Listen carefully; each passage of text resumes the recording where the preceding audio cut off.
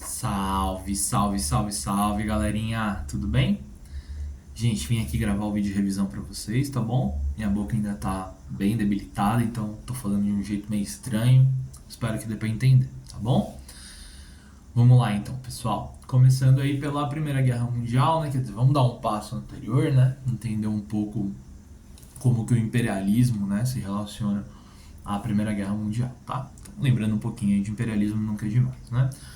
A gente viu que o imperialismo é uma prática econômica com um discurso, né, civilizatório, uma prática econômica em que os países, né, as potências industriais da Europa, né, elas vão buscar investir, né, todo o capital excedente ali, em busca de explorar mais matéria-prima, em busca de mais mercado consumidor, de mais mão de obra, né, em territórios da África e da Ásia. Né. A gente está falando então de França, a gente está falando de Inglaterra, que são pioneiras, né, na industrialização, e no começo do século XIX já começam essa corrida para a África e para a Ásia, uma corrida essa que é de exploração desses continentes, né, para que esses países possam desenvolver ainda mais o seu capitalismo. Né. Contudo, a gente fala que é um discurso civilizatório porque associado, né, junto dessa prática econômica, está o discurso, né, do darwinismo social, né? O discurso de que os brancos europeus eles são superiores, né, aos asiáticos, aos africanos, e que por isso eles têm o dever, né, o direito e o dever, né? Lembrem-se lá, né, do fardo do homem branco, né, que a gente trabalhou em sala de aula. Então eles possuem ali o dever de levar a civilização, porque na visão deles, né, muito associada a essa prática do darwinismo social, a África e a Ásia não têm nações desenvolvidas. Né? Esse discurso, então, ele vai de certa forma justificar essa prática econômica, que é uma prática extremamente exploratória. Né? E essa prática extremamente exploratória, ela vai, né, resultar na Primeira Guerra Mundial, porque, como eu citei para vocês, a Inglaterra e a França, que são pioneiras, né, nesse processo, que chegam na África primeiro, elas vão começar ali na segunda metade do século XIX ver e ter como rivais, né, a Alemanha e a Itália, fundamentalmente a Alemanha, mas a Itália também é importante nesse processo. A Itália e a Alemanha vão se unificar na segunda metade do século XIX, portanto a industrialização nesses países é tardia, e uma vez sendo tardia significa dizer que quando eles chegam, né, para disputar os territórios da África e da Ásia, esses territórios já estão dominados pela França e pela Inglaterra. No que isso vai resultar? Isso vai resultar numa rivalidade, né, isso vai resultar na Conferência de Berlim, em que a Alemanha de certa forma impõe, né, alguns tratados, né, para ali a divisão na África, principalmente na África, né? E a partir dali essa rivalidade ela só cresce, ela só se desenvolve cada vez mais, e essa rivalidade vai resultar na Primeira Guerra Mundial. Né? A política de alianças já nasce ali, né? Com a Tríplice Entente e a Tríplice Aliança se formando para proteger ali os interesses, né, desses territórios, e começa ali então o período da paz armada, né? Um período em que as nações não estão em guerra, mas elas estão se armando e a rivalidade só intensifica. Né? Então é isso que vai resultar na Primeira Guerra Mundial? Bom, não. Né? O estopim ele tem mais a ver, né, com o processo de pan-eslavismo, os nacionalismos, né? Vamos resumir assim, os nacionalismos que estão em voga ali, né, dentro principalmente da região dos Balcãs, né? Então, quer dizer, você tem ali o Império Austro-Húngaro agindo sobre o território dos Balcãs, né? Dominando, por exemplo, né, Bósnia e Herzegovina, né, a região ali de Sarajevo, por exemplo, né? E você tem ali a vontade, né, da formação de um grande país ali dos Balcãs, né, que eles chamavam na época de Grande Sérvia. Né? esse nacionalismo ele vai resultar, portanto, na morte do Francisco Ferdinando, né, herdeiro do Império Austro-Húngaro, que vai ser morto por uma organização que visava, né, a independência da Sérvia e a formação ali dessa grande Sérvia. Então, quer dizer, a grande Sérvia, ela vai agir, né, uma organização da Sérvia vai agir para tentar lutar contra, né, a dominação ali do Império Austro-Húngaro. Por que isso tem a ver com a Primeira Guerra Mundial, professor? Por conta da política de alianças. Então você vai juntar uma coisa com a outra. Quer dizer, você tem toda uma política de alianças que vai colocar de um lado Inglaterra, França e Rússia. E do outro lado vai te colocar Alemanha, Itália e Império Austro-Húngaro. No momento em que a Grande Sérvia, de certa forma, né, é um grupo ali clandestino e tal, mão negra, mas aliado ali defendendo os interesses da Sérvia, agride o Império Austro-Húngaro, a política de alianças ela vai ser acionada. O Império Austro-Húngaro declara guerra à Sérvia, a Sérvia é aliada da Rússia, a Rússia entra no conflito declarando guerra ao Império Austro-Húngaro, a Alemanha reage de lá, porque está do lado, e aí é aquela coisa do baralho ali de cartas, né, do castelo de cartas que vai se desfazer, tá claro?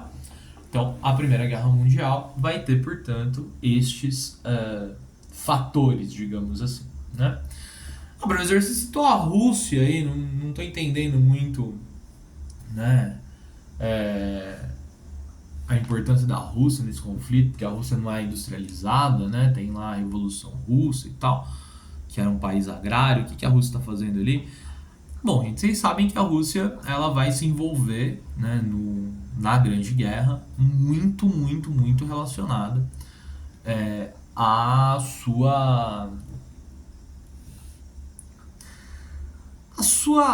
ao seu ego, se é que a gente pode dizer assim, acho que podemos, né? A Rússia é uma potência militar muito poderosa. E essa potência militar muito poderosa, ela vai perder para o Japão na Guerra Nipo-Russa de 1905, vai ser humilhada pelo Japão. E vai entrar no conflito em 1914 muito para provar, né, muito para mostrar ao mundo que ela é uma potência bélica, né? Então, quando a gente olha para a Rússia dentro desse conflito, a gente precisa entender que ela não está diretamente relacionada aos interesses imperialistas, né? É uma guerra para mostrar sua relevância internacional, prestígio, né? Um pouco disso que a gente está falando. E a Rússia não vai aguentar, né? Vai colapsar em 1917. E por quê? Porque, bom, ela enfrenta, né, praticamente a frente oriental sozinha, 10 milhões de mortes até 1917. Um caos, né? A guerra onde não tem trincheiras, né? Então, é linha de frente, o conflito ele é muito violento ali. Muito violento mesmo. E aí a gente está falando então de um colapso que vai resultar na Revolução Russa, né? A Revolução Russa está diretamente relacionada à participação da Rússia na Primeira Guerra Mundial. Acho que antes é importante só a gente comentar que durante a Primeira Guerra Mundial a gente também tem um papel muito importante durante o conflito, né? A gente consegue, né, entender que as mulheres elas vão, por um lado, entrar no mercado de trabalho para substituir os homens, né, durante esse movimento dos homens irem para o conflito. Mas é importante também que a gente perceba que as mulheres elas tiveram outros papéis, como por exemplo enfermeiras, mensageiras, né? Então elas participaram efetivamente da Primeira Guerra Mundial. E tudo se transformou pós Primeira Guerra Mundial. Tudo, absolutamente tudo se transformou. Afinal de contas, a partir do momento que elas vão para o mercado de trabalho, elas não voltam mais, né? E aí, enfim, agora sim, a gente entra então na Rússia, né? Na Revolução Russa, tá? E falando ainda mais um pouquinho ali, né, da Rússia em si, né? É importante então a gente pensar né, que essa revolução ela é uma revolução comunista, com uma ideologia, né, muito presente, mas ela também é uma revolução de um grupo de pessoas oprimidas por um sistema político autoritário que era muito parecido com uma monarquia absolutista, né? O czarismo é um absolutismo monárquico, e muito oprimido pela desigualdade, né? As terras estão nas mãos dos nobres, de uma pequena burguesia que nasce ali na segunda metade do século XIX, e da igreja, né? E os camponeses e os operários, eles são muito explorados e muito oprimidos, né?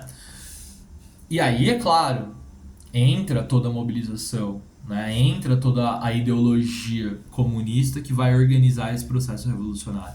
Mas esse processo revolucionário, ele vai, de certa forma, tá muito mais associado a uma angústia e uma necessidade do povo russo de fazer alguma coisa para mudar a sua vida. Quer dizer, tentaram em 1905, né, no Domingo Sangrento, e naquele ensaio revolucionário. Pediram, né, mudanças para o czar, né, menos desigualdade. E a resposta foi violência. E aí a guerra, né? A guerra ela é importante porque se já é uma sociedade autoritária, desigual, a sociedade vai passar por um colapso. E assim, gente, a Rússia ela não é tão desenvolvida do ponto de vista industrial como, por exemplo, a Alemanha, que ela enfrenta ali na frente oriental. Não, ela não tem esse poderio. Não tendo esse poderio, o que vai acontecer? Ela vai colapsar. Essa é a relação que a gente pode estabelecer, né? E a Rússia colapsando, quer dizer, as pessoas já não, em 1917 não aguentam mais. Não aguentam mais. Então, é por isso, né, que a gente vai ver que a grande massa dos camponeses, dos operários russos, eles vão aderir ao movimento revolucionário. Por quê? Porque viraram comunistas? Não necessariamente. Porque não aguentavam mais. E por quê, né? O bolchevismo vai resumir a ansiedade dessa população com a frase lá, né, com as ideias do Lenin: paz, pão e terra. Né? O que os caras querem? Paz, pão e terra. Ponto. Né? E aí, por fim, bolchevismos, né? Acabamos de falar dele, então vamos citar aí a diferença, né, entre menchevique e entre bolchevique para a gente poder terminar a videoaula de revisão. Lembrem-se, né, que os mencheviques, eles acreditavam, digamos assim, que uma revolução comunista só poderia acontecer dentro de um território já industrializado. Por que eles pensavam isso? Bom, porque o Marx escreve isso, né? Porque o Marx diz que apenas os operários, né, que vão se conscientizar por conta das contradições dentro do capitalismo, serem muito mais ferrenhas dentro de uma sociedade industrial, né, dentro da fábrica. Também vai haver a possibilidade de você falar com mais pessoas, né? Então havia um entendimento de que dentro das fábricas era mais fácil você conscientizar as pessoas, né? Os mencheviques, portanto, né, baseados nessa ideia, defendem que se a revolução só vai acontecer numa sociedade capitalista, primeiro vai ser necessário desenvolver o capitalismo na Rússia. A Rússia não é capitalista no começo do século XX. É uma sociedade agrária, feudal, podemos dizer assim. Já os bolcheviques, eles não concordam com essa tese porque eles observam para aquela sociedade, olham na prática aquela sociedade e pensam: bom, a contradição está dada. Não existe sociedade mais opressora, e mais desigual no mundo. Então as condições para a revolução já estão postas. Portanto, essa é a central diferença entre bolcheviques e mencheviques. Fechou? Espero que a videoaula ajude, pessoal. Desculpa a minha voz, desculpa aí que o ânimo ainda não está 100% por conta de todos esses problemas. Mas espero que ajude, tá bom? A gente se vê terça, se Deus quiser. Um beijo no coração de vocês, tô morrendo de saudade. E até já.